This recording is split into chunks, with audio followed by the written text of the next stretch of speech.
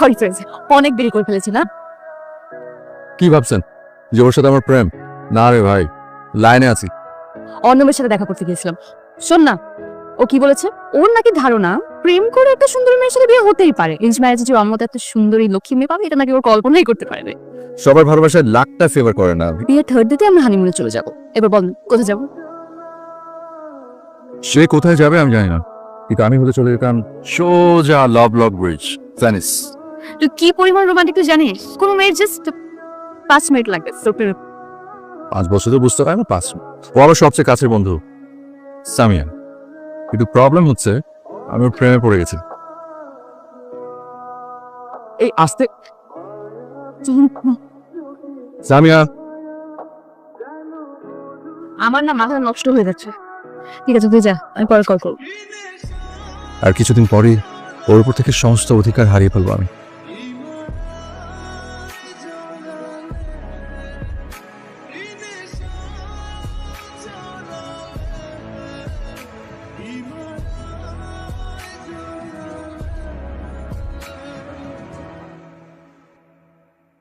ভাবতে ভীষণ কষ্ট হচ্ছে, ওকে আর ওভাবে রিক্সা নামিয়ে দেওয়া হবে না।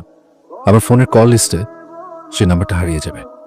যে মানুষটা তার সব কিছুতে তাই খুঁজে নিত আমাকে, সে মানুষটা হয়তো 5 বছরও আর কোনো দিন খুঁজবে না। অনেক সুন্দর। আপনি যেখানে থাকেন ওই জায়গাটা আমি গুগল করেছি, অনেক সুন্দর। ওখানে কোথায় কোথায় ঘুরেছেন? আর সময়টা হয়ে ওঠে না, এখানে সবাই অনেক ব্যস্ত, আমাদের শিডিউলটা খুব টাইট থাকে। অবশ্যই জাস্ট 1 বছরের ব্যাপার, তারপর তো সেখানেই সেটেল হচ্ছি। আসলে বিষয়টা এরকম না, বিয়ের পরে আমরা হয়তো হানিমুনের জন্য দেশের বাইরে যাচ্ছি, তারপর আপনাকে দেশে থাকতে হবে। বাবা মা একা থাকে তো, 4-5 বছর আমি ব্যাক করতে পারবো না। কিন্তু আপনি টেনশন করবেন না, আপনার জন্য গাড়ি থাকবে, গাড়ি ইউজ করতে পারেন। আর কানাডা থেকে আমি আপনার জন্য টাকা পাঠাবো নিয়ে কোনো সমস্যা হবে না। গাড়ি থাকবে, টাকা পাঠাবে, মানে আপনি কি বুঝতে পারছেন আপনি কি বলছেন? হাজবেন্ড 5 বছর পর, মানে এটা কি ধরনের বিয়ে? দেখেন, দুইটা জিনিস আমি খুবই অপছন্দ করতাম। একটা হচ্ছে বিদেশে সেটেল হওয়া বিয়ে করে, আর একটা হচ্ছে স্বামী পেলে যে একা পড়ে থাকে। আপনি তো আমাকে ওই দুটো জিনিসই অফার করছেন। আমি বাবাকে খুব ক্লিয়ারলি বলেছিলাম আমি কি চাই, না সেজন্য আমি আপনার সাথে বিয়ে করার জন্য রাজি হয়েছি। যদিও এই বিষয়টা নিয়ে আপনার বাবার সাথে আমার কথা বলা হয়নি, কিন্তু আঙ্কেল কিন্তু সব জানেন আমার বিষয়ে। ভালো লাগা, ভালো না লাগা, ইচ্ছা বিয়ের আগে এগুলো মানায়, বিয়ের পর আসলে বিষয়গুলো সস্তা হয়ে যায়। ইমোশন কখনো সস্তা হয় না। যে মেয়েকে বিয়ে করবেন একটু চেষ্টা করবেন তার মনের ইচ্ছেগুলো বোঝার। আমি সরি, আমি আপনার টাইম ওয়েস্ট করেছি, বাট আপনাকে বিয়ে করা আমার পক্ষে সম্ভব হচ্ছে না।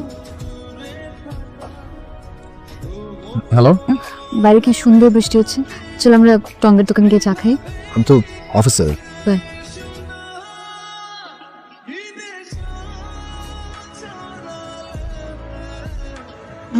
তুই এখনো বাসার ভিতরে, আর আমি তোর সাথে টক দোকানে চা খাবো বলে বারান্দায় আয়।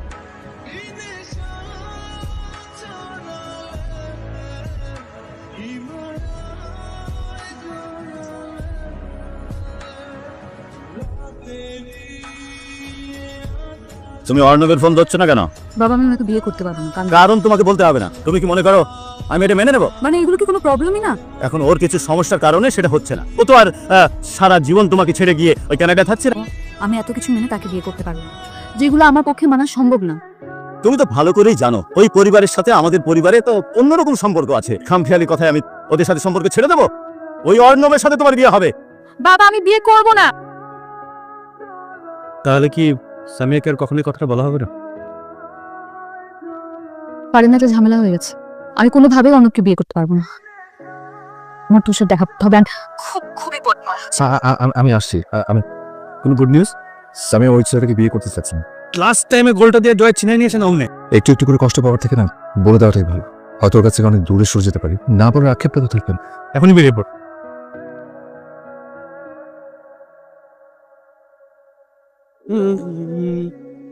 আমি ওই ছেলেকে বিয়ে করতেই পারবো না।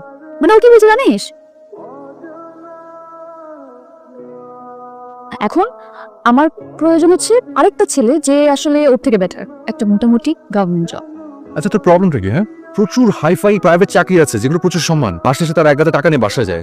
যারা প্রাইভেট জব করে কি তাদের কোনো সিকিউরিটি নেই? তুই এত হাইপার হয়ে যাচ্ছিস কেন? তুই বুঝিস না, তোকে আজকে বোঝাতেই হবে। আমার কিছু একটা বল, তুই আমার জন্য দেখবি।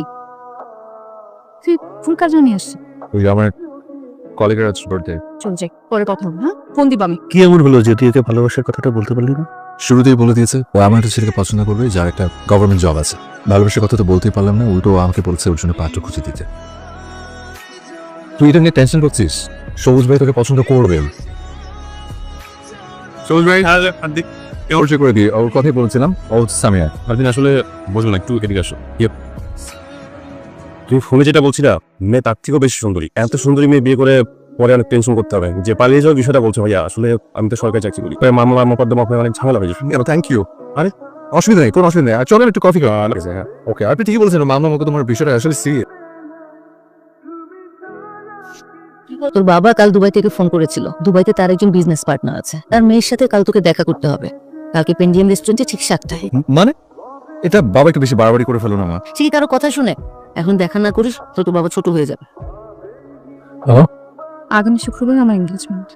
বাবা আমার এঙ্গেজমেন্টও ঠিক করে ফেলেছে। ফারদিন, কালকের মধ্যে কিছু একটা ফাইনাল করে বাবাকে জানাতে হবে। 7টার সময় আমার একজনের সাথে মিট করার কথা, তুই 6টার দিকে চলে আয়। কালকে কোনোভাবে মিস করা যাবে না। দেখা হচ্ছে, বাই। আমার মনে হয় আমার ভাগ্যে যা আছে সেটাই মেনে নেওয়া উচিত। এত অল্প সময়ের মধ্যে কিছু মানুষ হবে না, সেটা আমি বাবার বিরুদ্ধে গিয়ে আমি যদি একটা বিয়ে করি, পরে যদি কোনো ঝামেলা হয়, হ্যাঁ আসলে 5 বছর পর, আমি জানি না আমি কেন শুধু শুধু এত কিছু নিয়ে ভাবছি। একটা কথা বলি, তুই কি নিজেকে একটু চিনিস না?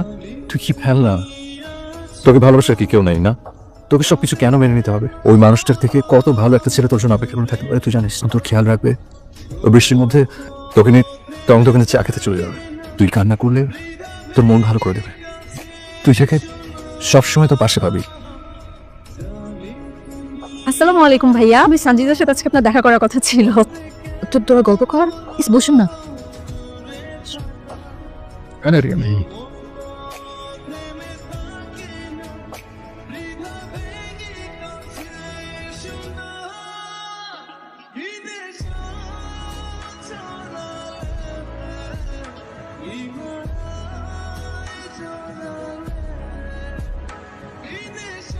মাথা গরম করে কিংবা ব্যক্তিগত স্বার্থের কথা চিন্তা করে কোনো সমস্যার সমাধান হয় না। ওই দিন হয়তো আমি আপনাকে অনেক কিছু বলে ফেলেছি, এজন্য সরি। আপনি যা বলেছেন সব কথাগুলো কিন্তু লজিক্যাল এবং আমি তাই করব।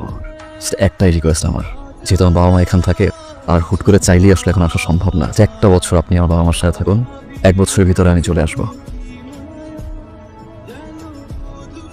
হ্যালো, বাচ্চা পছন্দ হয়েছে? আমি পছন্দ করবো কি? পাত্রীরই আমাকে পছন্দ হয়নি। কেন? সবাই তোর মতো, আর গভর্নমেন্ট জব নেই, সিকিউরিটি নেই। একটা গুড নিউজ আছে, অন্য দেশে ছিল। ওর সাথে আমার যা যা প্রবলেম ছিল সবকিছু মিটে গেছে। আর কাল আমরা গ্রিটিংটাও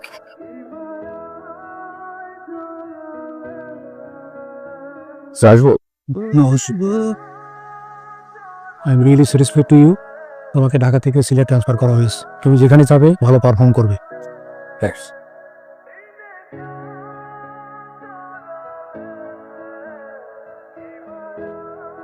আচ্ছা বাদ দে, বল নিউজটা। আমার ট্রান্সফার হয়ে গেছে। তো ভালো তো। আর যখন যেখানে যাবি আমি আর অর্ণব চলে আসবো। এই তো নেক্সট উইকে জয়েনিং, এই সপ্তাহে চলে যাবো। নেক্সট উইক আমার এঙ্গেজমেন্ট।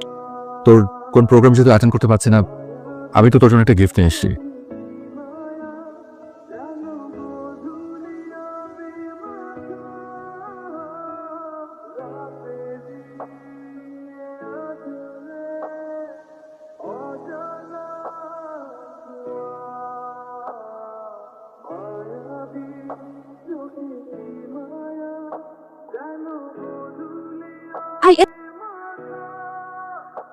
একা যাচ্ছিস?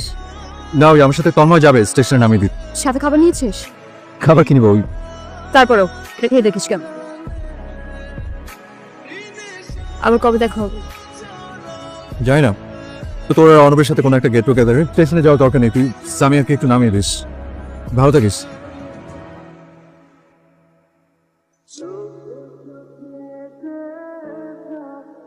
যে যাবার সে তো চলে গেছে, এখন আর কেঁদে কি হবে?